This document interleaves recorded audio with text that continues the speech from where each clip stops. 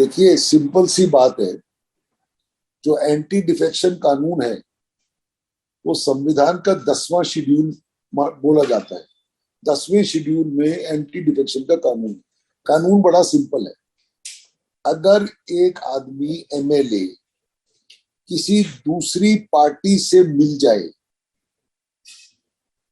और उनसे हाथ मिला ले तो वो डिस्क्वालीफाई हो सकता है, क्योंकि अगर वो ए पार्टी के टिकट पे जीता है तो वो पब्लिक को गुमराह कर रहा है अगर वो बी पार्टी से हाथ मिला ले और उनके साथ जाके बैठे।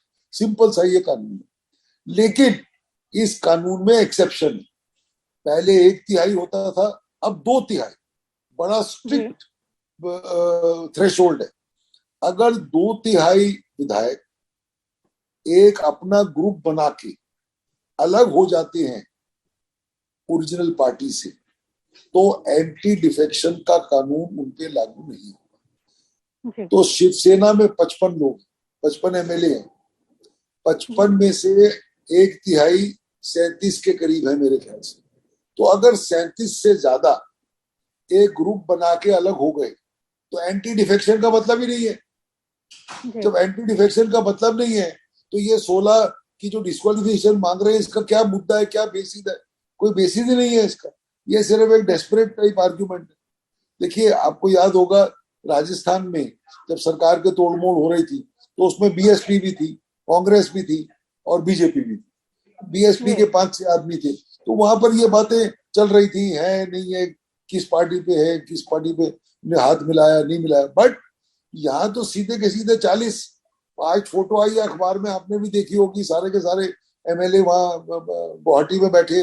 तो जब 2/3 से ज्यादा अलग होगा और उन्होंने अपना ग्रुप बना लिया, तो फिर उसके बाद ये कहना कि इनको तो आप ये कह रहे हैं कि ये 16 बागी विधायकों की सदस्यता रद्द नहीं हो सकती है? दूसरा सवाल ही पैदा नहीं होता। मैं एक और चीज कहना चाहता हूँ मैडम, आप इनको बागी क्यों बोल रहे हैं?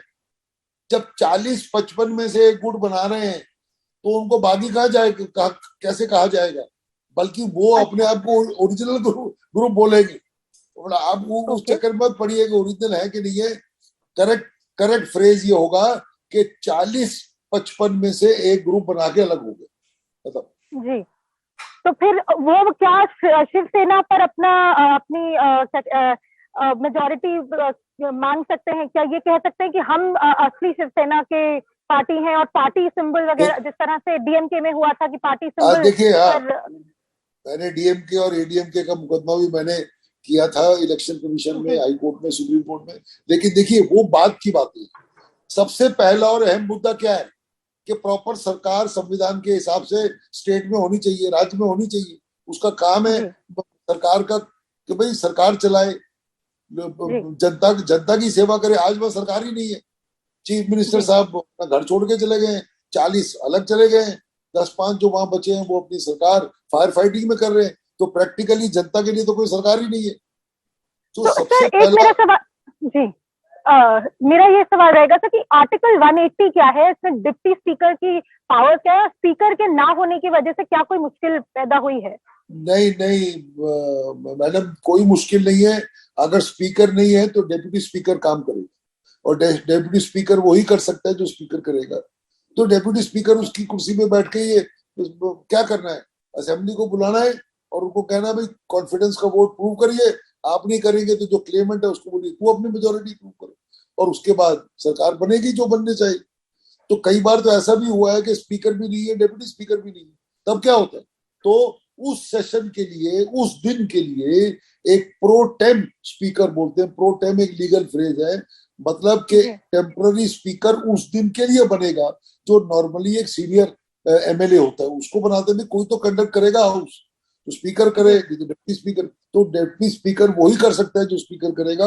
और मेरे हिसाब से अगले 2-3 दिन में ये हाउस बुलाना चाहिए, मेजोरिटी की बात करनी चाहिए फ्लोर ऑफ द हाउस पे। बिकॉज कब तक ऐसी सरकार जो ना के बराबर है, कब तक ऐसे चलेगी? सरकार का काम है कि भाई पब्लिक की, जनता की सेवा करे। संविधान में तो ये लिखा है।